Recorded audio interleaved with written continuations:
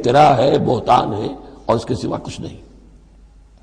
الم تر الی الذین یزکون انفسہم، کیا تم نے دیکھا نہیں ان لوگوں کو جو اپنے آپ کو بہت اعلیٰ سمجھتے ہیں، پاک سمجھتے ہیں۔ یہ وہی جو فلسفہ میں بیان کر چکا ہوں کہ یہ یہودی سمجھتے ہیں کہ we are the chosen people of the Lord. سورہ مائدہ میں آ جائے گا نحن ابناء اللہ و احباؤہ، ہم تو اللہ کے بیٹوں کی طرح ہیں، بلکہ اس کے بہت ہی چہیتے ہیں، لاڈلے ہیں۔ اور دوسرے جو ہے گوئمز اور جینٹائلز، یہ تو دیکھنے میں انسان نظر آتے ہیں، حقیقت میں حیوان ہیں، گندے لوگ ہیں۔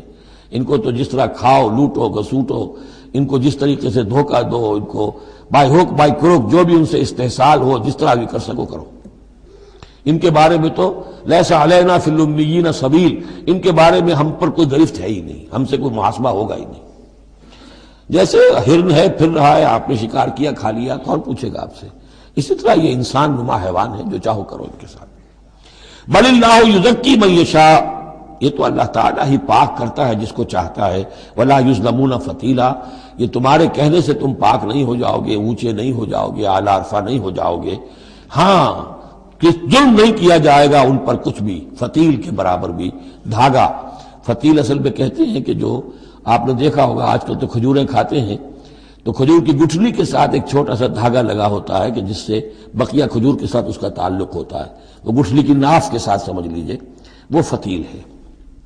اب ظاہر بات ہے کہ اس زمانے میں جو چھوٹی سی چھوٹی چیزیں لوگوں کے مشاہدے میں آتی تھی تو کسی چیز کے چھوٹے ہونے کے لیے مثال وہیں سے دی جا سکتی تھی۔ انظر کیف یفترون علی اللہ الکذب، دیکھو کیسے یہ لوگ اللہ پر جھوٹ باندھ رہے ہیں۔ وکفی بہ اسما مبینا، اور یہی گناہ کافی ہے، یعنی ان کی گرفت کے لیے اور ان کے عذاب دینے کے لیے یہی ایک بات کافی ہے جو انہوں نے گھڑ لی ہے۔ الم تر الی الذین اوتوا نصیبا من الکتاب، کیا تم نے دیکھا نہیں ان لوگوں کو جنہیں کتاب میں سے ایک حصہ دیا گیا تھا؟ یؤمنون بالجبت والطاغوت ویقولون للذین کفروا ہؤلاء اہدی من الذین آمنوا سبیلا، وہ ایمان لاتے ہیں بتوں پر اور شیطان پر، طاغوت پر، اور کہتے ہیں ان لوگوں کے سے کہ جنہوں نے کفر کیا، یعنی مشرکین، ہؤلاء اہدی من الذین آمنوا، ان اہل ایمان سے تو یہ زیادہ ہدایت پر ہے، اہدی سبیلا، یہ لوگ زیادہ راستے پر برحق ہیں۔ یہ ہوتا ہے زدہ زدہ میں۔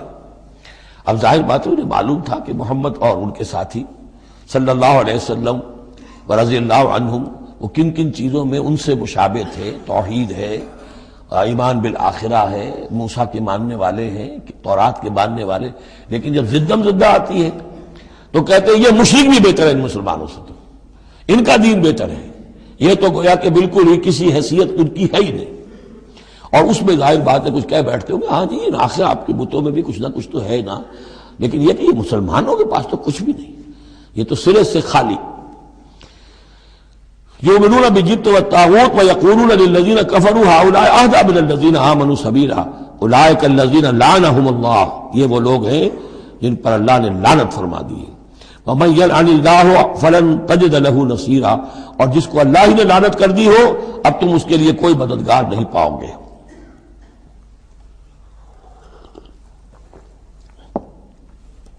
ام لہم نصیب من الملک، کیا ان کا کوئی حصہ ہے اختیار میں، بادشاہت میں؟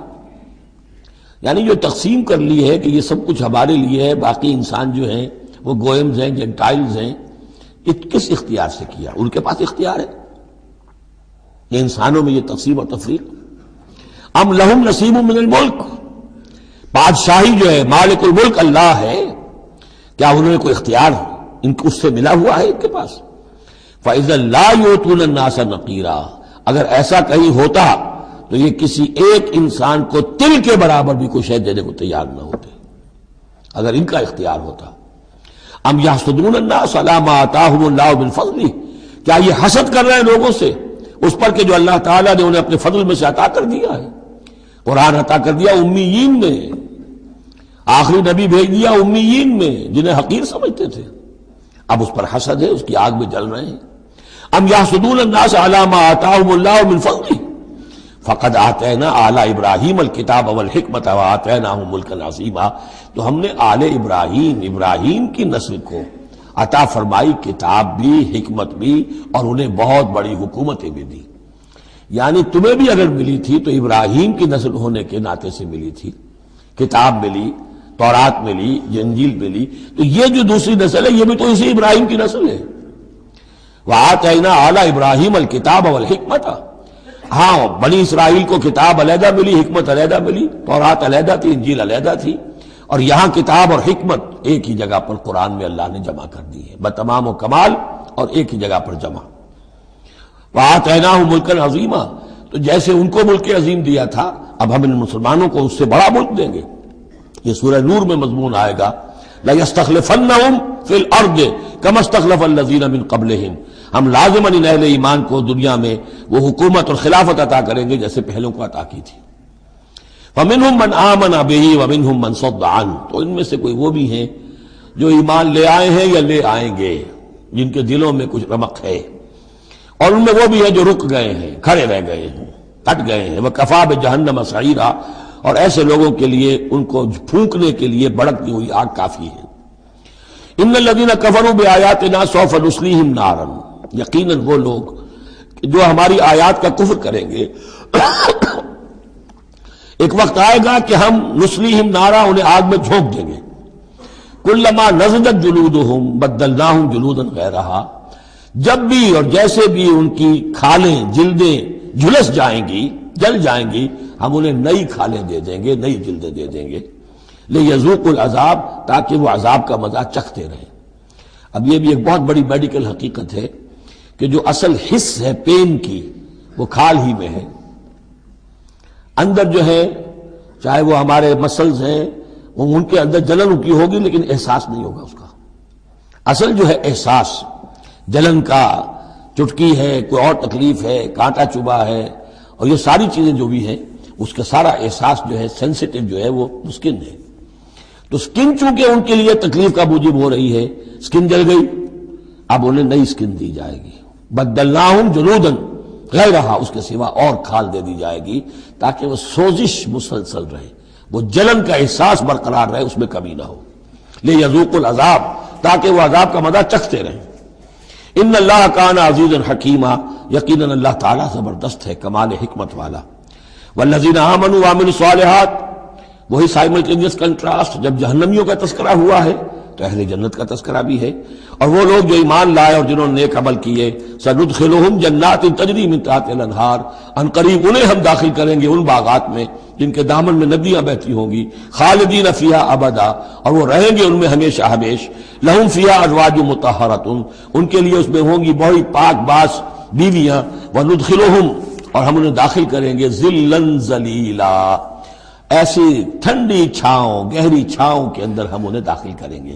ذل اور ذلیل، بہت ہی ٹھنڈی چھاؤں۔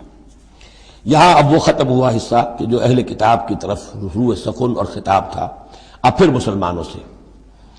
ان اللہ یامرکم ان تؤدوا الامانات الی اہلھا، اور یہ دو تین آیتیں نہایت اہم ہیں قرآن مجید کی۔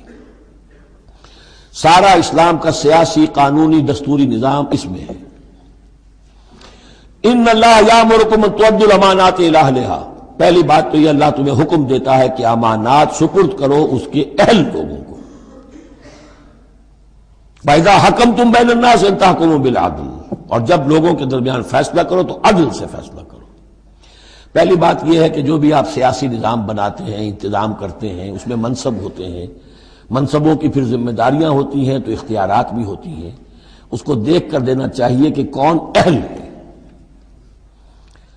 یہ کہ برادری کی وجہ سے، رشتہ داری کی وجہ سے، کسی کی دولت کی وجہ سے، کسی کے دھونس کی وجہ سے اگر آپ نے کیا تو خیانت کی ہے، پھر یہ امانت ہے۔ اس امانت کا استعمال صحیح ہونا چاہیے۔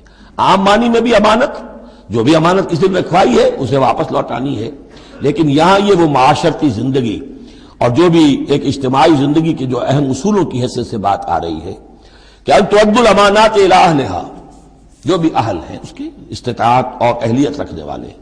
نمبر 2 جوڈیشری، وَإِذَا حَكَمْتُمْ بَيْنَ النَّاسِ أَن تَحْكُمُوا بِالْعَدْلِ، پہلی چیز ہے سیاسی نظام، کس کو امیر بناؤ، امیر المومنین بناؤ، کس کے لیے تم ہیڈ آف دی اسٹیٹ بناؤ، کیا کرو، وہ تو جو بھی نظام ہوگا پہلے تو یہ کہ وہ اہلیت کی بنیاد پر ہو۔ نمبر 2 جوڈیشری جو ہے وہ مضبوط ہو۔ اذا حکمتم بین الناس ان تحکموا بالعدل، جب لوگوں کے مابین تم فیصلے کرو تو عدل کے ساتھ کرو۔ ان اللہ نعم ما یعظکم بہ، یقیناً اللہ تعالیٰ یہ بہت ہی اچھی نصیحتیں ہیں جو تم